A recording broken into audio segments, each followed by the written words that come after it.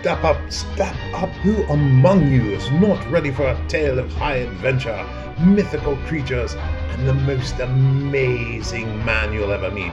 Yes, it is I, Dr. Elphias Mecurio, inviting you to step up, mesdames and messieurs, my damen and herren, ladies and gentlemen. Welcome to Dr. Mercurio's Mythical Marvels and Traveling Menagerie.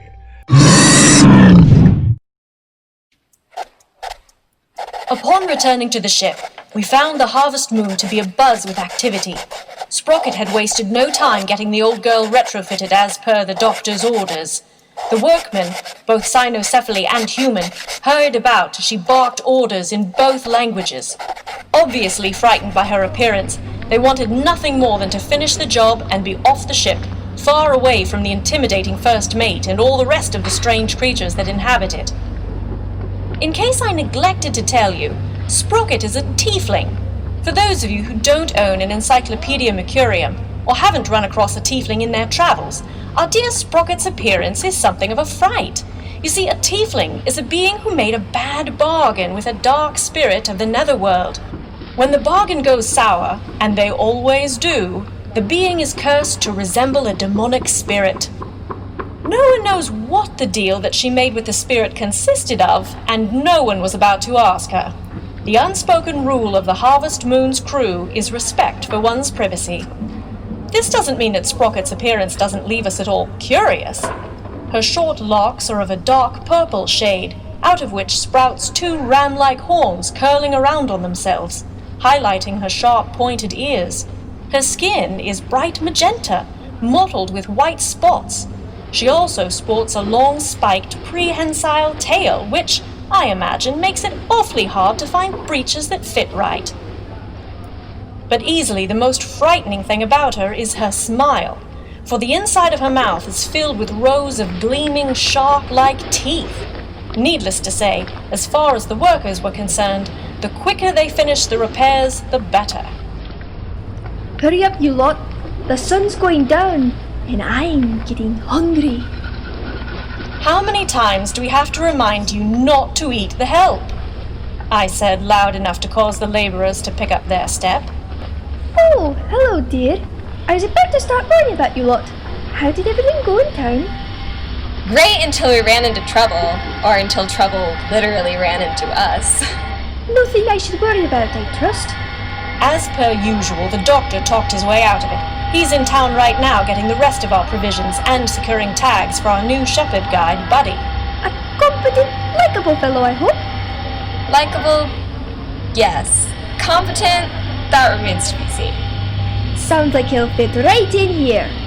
So, when will the workers be finished? Dr. Mecurio wants us all on our way before our first flight. They'll be done by day's end, if they know what's good for him. Did Dr. Mecurio happen to say why he wanted all of us on this particular expedition? Not really, just said that it was all hands on deck for this one. I'd venture that it has something to do with Yetis. And I would venture you are right, which is why I wonder why the doctor wants me to tag along. Yetis are practically monkeys and I'm... We know. Not particularly fond of the monkeys. This is odd because Ollie adores you. And you have to admit, he hasn't been that much... Before she could finish, Percy, still in full Yeti costume, came crashing up from below deck with Precious in full pursuit, nipping at his heels, and Ollie riding on her back, waving his pith helmet in the air like some kind of bizarre fox hunt. The already frightened workers leapt over the side, or swung up into the rigging to escape the bizarre juggernaut that was my brother and his playmates. You were saying... It's not funny. I'll have you know, Penelope, that I could have easily been killed by that marauding monkey and loopy lizard. I'm sorry, Percy. It's not funny. It's bloody hilarious. And especially when Ollie leapt from Precious, tackling you and planting a big old wet monkey kiss on your fuzzy head. What is that all about? You're not leading my little cousin on, are you? Ha ha, Sadie. I already told you what happened. I was below deck looking for something to scratch under this damnable disguise when your idiot cousin came down the stairs, took one look at me, and started chasing me about. Precious must have heard the commotion and ran in to join the fun. I barely escaped with my skin intact. I don't think killing you was what the inane ape was trying to do, Percy. I think the little bugger's gone sweet on you. To which all I can say is, better you than me, Percy. As if to prove her point, Ollie hopped up on the dinner table, waddled across to my brother, threw a long simian arm around his shoulders, and kissed him on the cheek. Why does everyone find me so attractive? I was about to explain the absurdity of that statement to my obviously delusional brother when we heard Mecurio descending the stairs with Buddy obviously yapping at his heels. Upon entering the galley, Buddy started barking furiously at Percy, sending my brother into a panic again. I have found the Yeti, Master! Right here next to ugly hairy baby. He said, find the Yeti, and I is the good boy, and I finded the Yeti. I will have many treats now. I don't know if Ollie was offended with the hairy baby comment, or he was protecting Percy, but he grabbed one of the serving spoons and brandished it menacingly at the excited cynocephaly. Buddy, sit! Ollie, drop that plate! Dash it all, Percy, that was our best china! That plate's coming out of your salary. But you don't pay me. Florence, remind me to pay Percy a salary so he can deduct the cost of that plate. I'll make a note of that, sir. Buddy, this is not a Yeti. This is a Percy. But looks like Yeti. Smells like Yeti. But is Percy? What is a Percy? That is a question that oftentimes keeps me awake at night, dear boy. At this particular moment, for all intensive purposes, Percy is a decoy to help us attract other Yetis. So the Percy is a decoy? Is a wooden duck? Well, he is a bit stiff at times. Oh, you is the smart and clever master. Buddy is the good boy who helped find Yeti. And the Percy duck will bring them close. Percy, you is a lucky duck to have a smart master. Yes, as I sit here with monkey butt hair adhered to my face, I think how fortunate I am. Don't be so terse, Percy. He's new to all of this. Buddy looked from Percy to Sprocket, and his tail started thumping out a steady beat on the deck. Standing, he walked over to the first mate and extended his paw.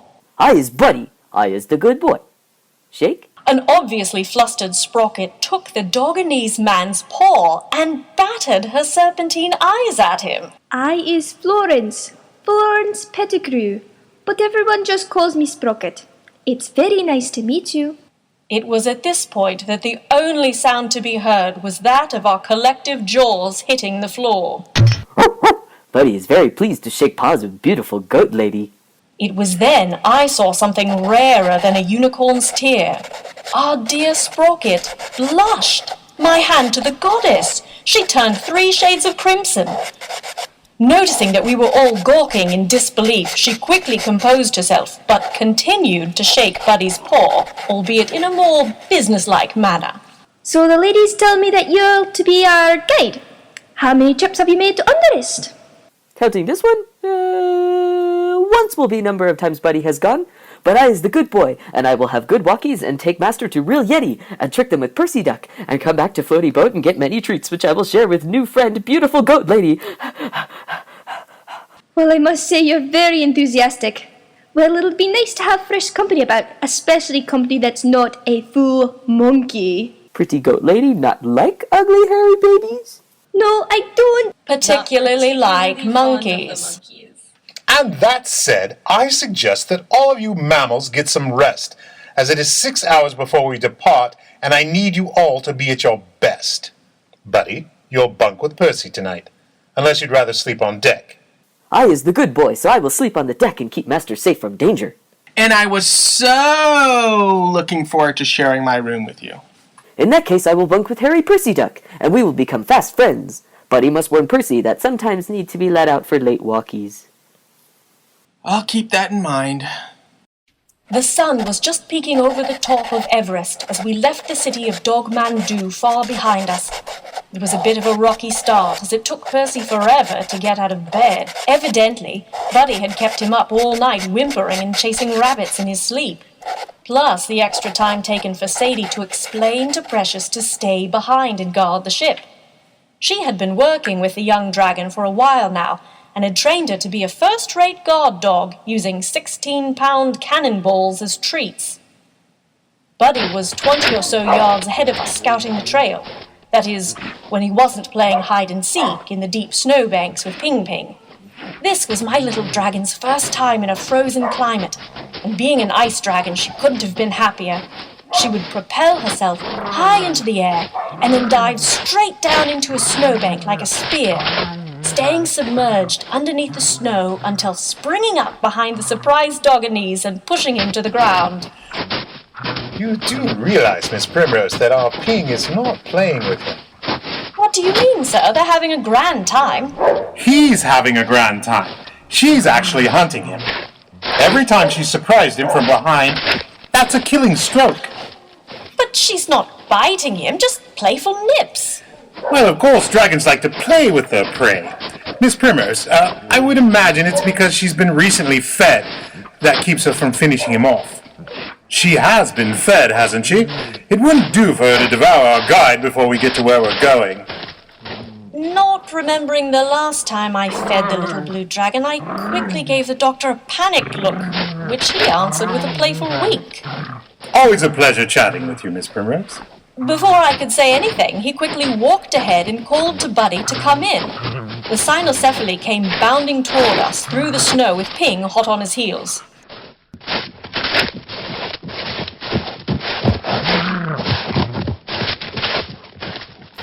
Hello, Master! Growly Baby Ice Snake is the good boy at playing hide-and-seek. Buddy is having much fun. Master, want to scratch Buddy's butt? An offer I feel compelled to decline, I'm afraid. How much longer until we reach the steps of Underest? We'll need to set up a base camp while we still have the sunlight. Once the sun gets higher, the shadow of Everest will plunge the whole area into darkness until tomorrow morning. Not to worry, good master. Buddy is the good shepherd. Steps just 120 yards or so ahead as the growly ice snake flies. We'll be there very soon. Plenty of time to set up camp. And Buddy can have treat? Yes, we will have treats once we put up the tents. Treats! Master, sure you don't want to scratch Buddy's butt? Well, tempting as it sounds, I believe I must still respectively decline. Now run along and we'll catch up at the campsite. Unable to get anyone to take him up on his offer, the excited shepherd ran off again, bounding through the mounds of snow with Ping nipping at his heels. We soon reached the brushy steps of Underest, and in no time set up our base camp, and much to Buddy's happiness, had treats, while Mecurio laid out our descent to the peak and the Yeti village. We've had surprisingly good luck so far, but from here on out it will be perilous.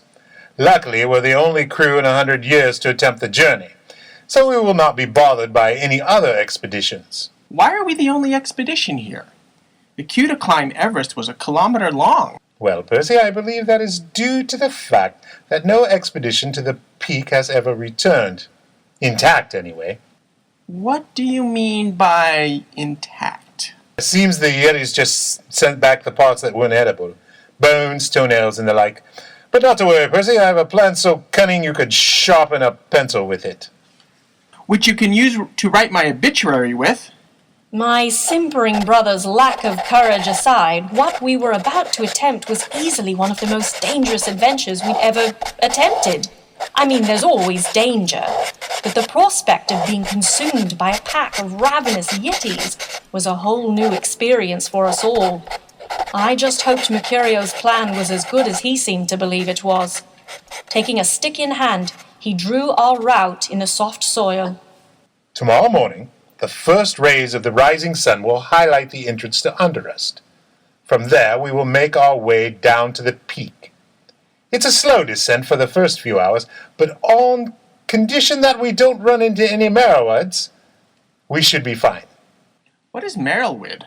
Oh, they're a very vicious and yet festive creature, sort of a cross between a stag and a wendigo. Not to worry though, Percy, as all we need to do is win a war of insults with the beasts. What if we lose? Oh, hopefully it doesn't come to that. But the Merrywood are partial to strong drinks, so might want to pack some extra Red Dragon tonic in case it comes to that. From that point, we will travel ever downward to the Upside Down. We will be using our ropes and tackle for that stage of the journey.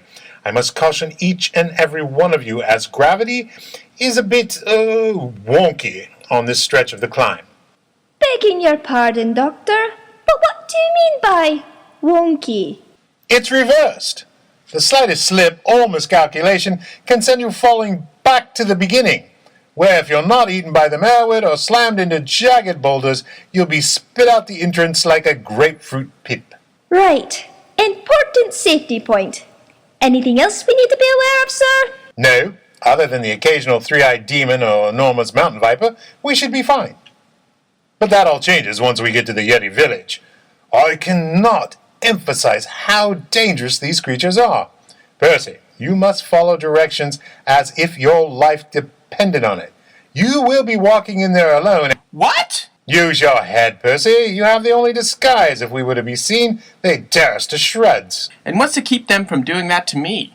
You said yourself that this disguise was barely passable. I am quite aware of what I said, dear boy. But what the disguise lacks will be made up by your ability to speak Yetis. But I don't speak Yetis! I am aware of that as well, dear boy. But you will learn all you need to know on our way there. When you walk into the village, you will say, 我是sama, which means I am the shaman. Then you follow that with 大我申请大蛋, which means take me to the sacred egg. Finally, you will say, 我不能地zikao, 我被胸中听翻狗, which translates to, I cannot stay, I am double parked. Now repeat after me, 我是sama. Wuchi salmon? 大国为是生的大. Dao ke ding dao da do? 我不用大zikyo, 我身上听翻狗. Wobbins di coaches wob samala ding dong? As I said, we'll work on it as we go.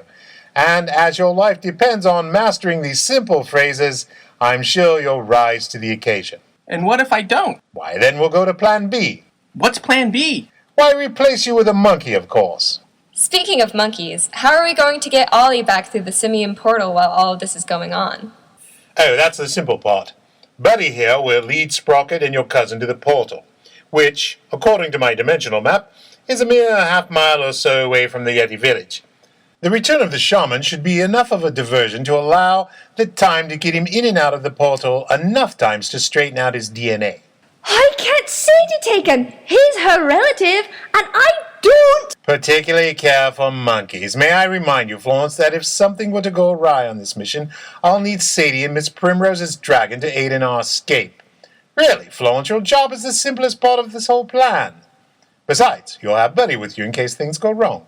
And he won't be a monkey for long after you get him sorted out. Do not worry, pretty goat lady. I is the good boy, and I will help lovely goat lady turn ugly hairy baby back into ugly not hairy baby. Hurry, we go now. Oh, bother. Well, once begun, sooner done. Oh, that is poem. Last one there shaves their hair. Buddy is the good poet, is multifaceted. Charming goat lady impressed? All in all, it took almost 3 days to reach the outskirts of the Yeti village. Everything went as Mecurio said it would. We ran into a small band of Merrywids, but they were easily defeated in the insult battle when Mecurio countered a "your mother wears army boots" insult with a "you are a bottle-nosed blue buttocks baboon" aimed directly at their leader, a terrifying creature by the name of Rickles. After leaving them with a bottle of Red Dragon tonic and refusing an offer for Mecurio to be their new king, Buddy led us deep into the Upside Down. The pull of reverse gravity there bothered Ping to the point where she left her perch on my shoulders, preferring to fly instead. This turned out to be quite fortuitous, as right toward the end of the climb, a carabiner came loose, and Buddy, who was bringing up the rear, started falling up to the beginning. The sudden jerk on the rope almost dislodged the lot of us from our precarious perches. Quick as a wink, Ping snatched the stunned shepherd guide and brought him back to the rock wall. You is the goodest of all growly ice snakes. Buddy owes you life debt. Buddy will not forget. Ping actually purred at the grateful Doggonese and playfully patted his head with her feathered tail. The rest of the journey was fairly uneventful, unless you count Percy squealing like a little girl every time he thought he saw a three-eyed demon or a giant mountain viper. But now we were about to split up, and tensions were high, mostly due to the fact that the closer we came to the Yeti's territory, the more we began to notice random piles of bones and skulls, mostly of human and cynocephaly origin. Master, Buddy has bad feelings for this place. Master sure not want Buddy to stay and protect you? No, my friend, I need you to go with Sprocket and Ollie and keep them safe.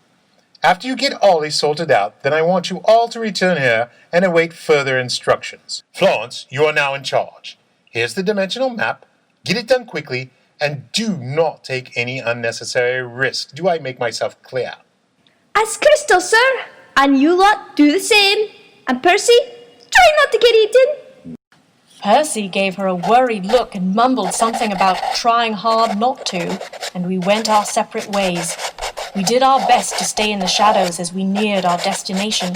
We began to notice how quiet it was. Just ahead was the entrance to the village, a 3-story wall of ice with a gate that stood wide open and no guards in sight. I advise you lot to stay sharp and be ready to flee if need be. I've been ready to flee since we started this fool's errand. It's too quiet. At last census, it was estimated to be over 400 Yeti men, women, and children living now. Yet the place is as quiet as a tomb. As much as I hate to admit it, we may be walking into a trap. I suggest we forego going through the gate and find another way into the village. We all agreed that this would be a wise course of action, and made our way to the large drifts of snow and ice. We rounded the bend in the wall, and had barely gone 50 yards when Mecurio held up his hand, motioning for us to stop. Oh, I believe this will explain our lack of a welcoming party. We all moved forward to get a better look at what he meant. Before us were the skeletal remains of what looked to be a dozen or more Yeti warriors. Making his way over to the closest one, the doctor kneeled down to examine the fallen soldier. Is it dead? We collectively turned, rolled our eyes, and gave my idiot brother a look we reserved for his more asinine questions. Let's see. No skin, no internal organs, and it's not breathing. I think it's dead, Ninny. Don't get saucy with me, Sadie. After all the strange creatures I suffered through in this world, it was a very legitimate question. Quiet, both of you. Now let's see what we have here. Reaching in between 2 shattered ribs, he retrieved what seemed to be a large arrowhead. Turning it over in his hands, he determined its maker. Now this is very odd. This is clearly of simian origin. This doesn't make sense, though, as the Yetis and simians have been at peace for the last few hundred years. Judging by the state of the fallen warriors, this happened no more than a year or two ago. Something catastrophic had to take place to destroy the peace between these two tribes. Do you think the whole village was wiped out? I'm afraid that just might be the case, Miss Primrose. Simian fighters are notorious for their no-prisoners stance on warfare. Do you think there are any fighters still around? As the only person here dressed up as a Yeti, I do not want to end up on the wrong end of a simian arrow. As I explained, this happened over a year or so ago. The simians who did this returned back to their dimension a long time ago. What about the others? They'll have to pop back and forth through the simian portal at least half a dozen times to sort Ollie out. What if... I'm sure they're fine, Sadie. Now, let's find the sacred shrine and retrieve that dragon egg, providing that the simians haven't ransacked the village. Can I at least get out of this itchy disguise? Not until we ascertain if there are no surviving Yetis about. Be mindful of your surroundings now as we're going through the gate. Percy, you take the lead. With a reluctant Percy on point, we retraced our steps and entered the gate into the deathly quiet village. The crunching of snow under our boots and the chattering of Percy's teeth, the latter due more to terror than being cold, I suspected. I believe that's the temple ahead. There doesn't seem to be any sign of life, so this should go a lot easier than I had planned. Upon entering what we thought to be the abandoned Yeti temple, I was reminded of an old saying known in all 13 of the known dimensions that basically states that one should never announce their plans out loud as it makes the gods chuckle. Because what happened next must have been all the deities that there ever was laughing at once.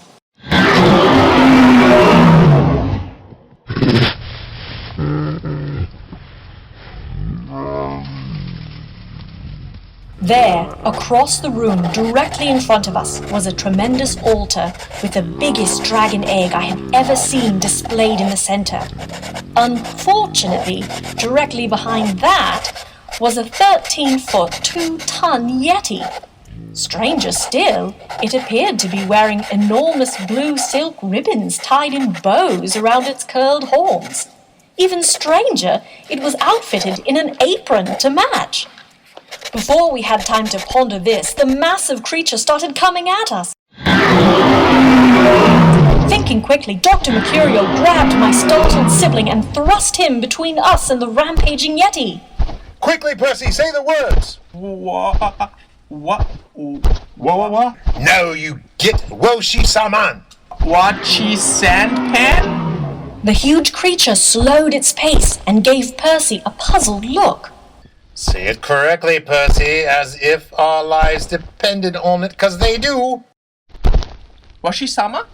The Yeti stopped dead in its tracks and loomed over my trembling brother. Just as I was about to wonder what it would be like to be an only child, the beastie snatched Percy up and cradled him in its elongated arms and began to rock him like a newborn babe.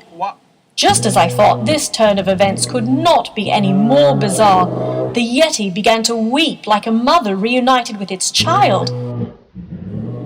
As all of this was transpiring, Sprocket's expedition wasn't faring much better.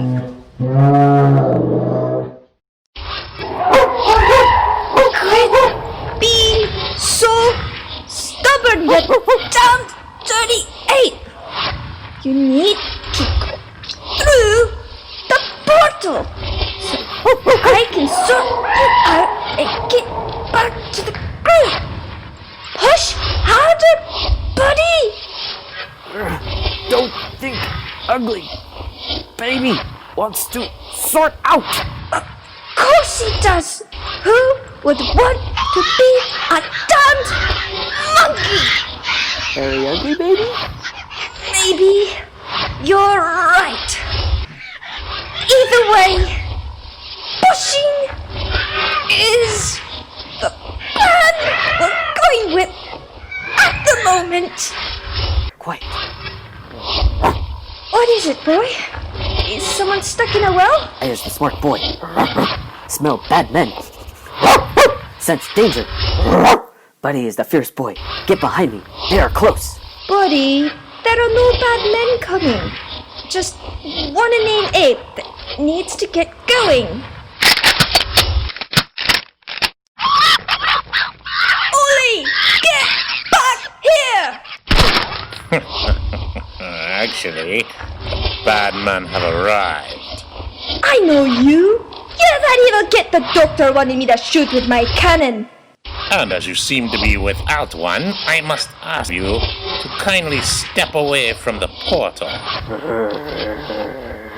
I must warn you, I, as the fierce boy, will not allow you to hurt charming goat person or ugly hairy baby. Buddy bites. Yes, I'm sure you are quite fierce. But can you stop a hail of bullets? But I am being rude. We are not here for trouble. We simply have come for what is rightfully mine. The Pulao. I believe you call her Bing Bing.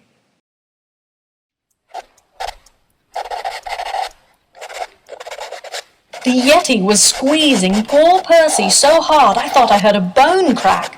Startled, Ping Ping took to the air and settled on the altar, wrapping her serpentine body around the huge dragon egg. Mecurio tried to calm the beast, but it just squeezed harder, causing my brother to let out a tiny noise like one of Buddy's squeaky chew toys. Ni babo hain aquen. Ni bobo hen a quen. I told her that we are not here to hurt her baby. Sadie, lower your weapon. Miss Primrose, while I have her attention, you skirt around and retrieve Ping and the egg. I believe it's about ready to hatch, so be very careful. I will try to engage it in Yetis, but be ready to run, as my grasp of the language is poor at best. What about me? You're doing splendid, Percy. Don't change a thing. Mecurio stepped forward. The Yeti gave a low growl, never taking her eyes off him, giving me the opportunity to ease away from the group. Ping Ping waved her fluffy tail like a pleased pup as I made my way toward her. There was something about this new dragon egg that was affecting her in a way that she hadn't been when we brought Precious's egg back from the water parties. She seemed almost protective with the new baby dragon. As I pondered this, the doctor stepped closer to the beast. Ni babo hen poyang. Whatever it was that he said had an obvious effect. The beast loosened its grip on my hapless sibling and cocked its furry head in an almost comical way. I don't know what you said, but Percy's breathing a bit better. I believe I said your baby is beautiful or that chicken looks sick. What did it say? Well, evidently it does not think you're a child. Oh, good. It's under the impression that you are its fiancé. I suppose congratulations are in order. Not again. Curse my dashingly good looks. As Percy pondered his popularity, Mecurio translated the Yeti's tragic story. It was not an it, but a she. Her name was Betty, and it had been decided over 100 years ago that she, as the youngest and the largest of the Yeti clan, would marry the shaman, the smallest male of his clan, when he returned from wherever he had been. A few years after that, the famous Yeti prophet, Eddie, after tossing the bones one day, had told everyone that the shaman would soon return. He was so excited to tell everyone that he overlooked the part of the reading that also foretold a great danger that would devastate the village before the shaman's return. That danger came a little over a year ago in the form of a simian horde searching for their missing princess. There had always been bad blood between Simian and Yeti, so a marriage had been arranged between the two royal families, and a princess had resulted from that union. The princess was the joy of both races, and when she turned up mysteriously missing, both sides blamed each other, resulting in a fierce battle in which the Yetis were outgunned and outnumbered, leaving the poor dear the last of her kind. Unfortunately for Percy, she was planning to restart the line with him as her husband, as she still held on to him tightly, as if her life depended on it. So what do we do now? She's going to be awfully mad if she finds out that I'm an imposter. And although I would do just about anything for you, sir, repopulating the Yeti race is above my pay grade. You really are a selfish lad, aren't you, Percy? No matter, your sister has the egg secured, so just tell her the rest of what I told you to say, and we'll be on our way. Okay. Dao ke xing sheng dao dan. Wo bin dao chi kao. Wo bei shun shang ti fango. 60号提前麻烦，我们对还是一个什么命名？ What did she say? Well, she said that parking is free after 6 p.m., and what shall we name our first child? She evidently doesn't care what happens to the egg now, so, Percy, I need you to keep her occupied, but not too occupied.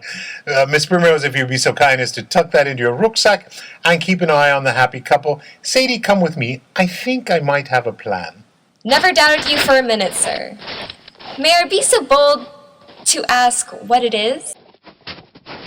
At this point, I'm inclined to make it up as we go along. It all rests on the simple fact that my crew tends to foul things up. So let's hope that Florence and Buddy's mission to get your cousin through the portal has gone as awry as ours. There, see? Right on time. Sometimes I even amaze myself. Now let's go shock the monkey. No sooner than they had left, the two returned with Ollie, wearing a Yeti warrior's helmet and carrying his blunderbuss. Where he had been hiding it is anyone's guess. Betty watched them with keen interest as they approached. Sadie sidled up to me and winked.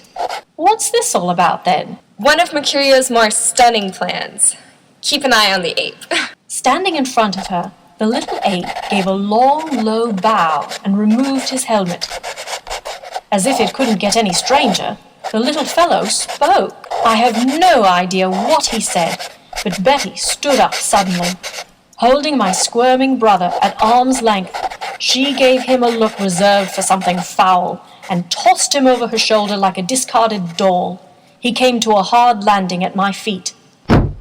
Are you hurt? Only my pride. So, nothing important then. Someone care to tell me what just happened?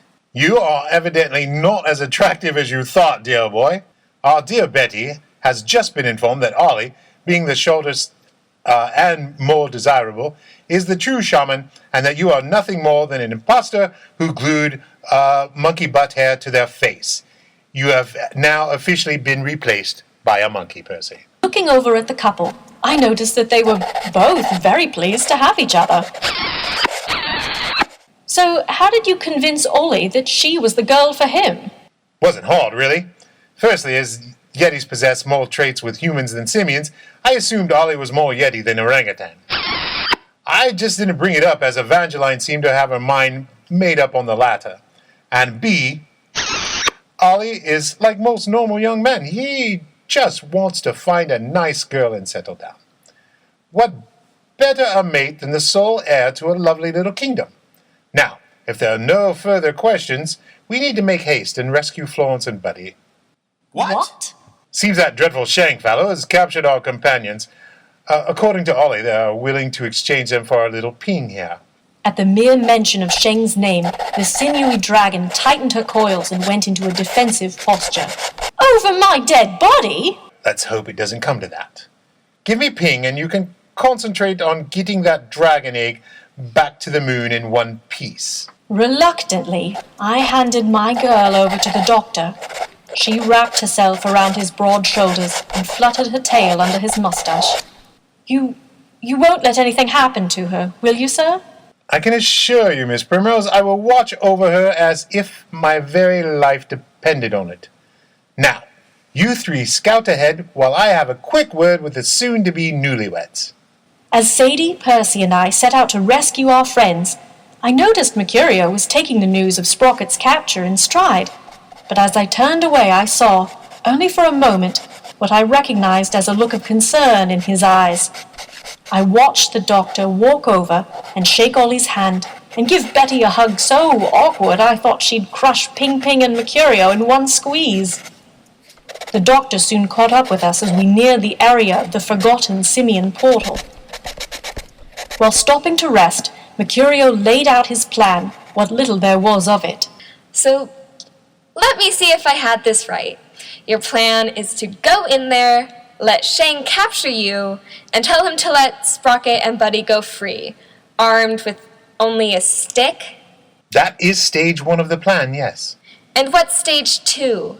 Handing over Ping Ping? You and Miss Primrose just be ready to get our 2 companions to safety. I thought you said Ping was in no danger. I can assure you that out of everyone here, including the pirates, Ping Ping is in the least amount of danger. Now, hide yourselves and watch for your moment. What should I do, sir? You, my boy, are the key element to this rescue. You hide at the edge of the clearing until you hear me say the words, "You have forgotten about the Yetis." At that point, dear Percy, run in and roar and rampage about, and that should be enough to frighten off most of the crew. Not wanting to sound harsh, sir, but I don't have as much faith in this disguise as you seem to. What is to keep this bloodthirsty lot from blasting me into bite-sized Yeti bits? Nothing really. Try to be convincing. Places, everyone. It's showtime. As he walked to what I thought would surely be his doom, Ping uncoiled from the big man's shoulders, sliding quietly into the air like a feather on the wind. He was about to step into the clearing when 3 gunshots pinged off the ground dangerously close to his feet. Without a single break in his step, the doctor strolled into the lion's den.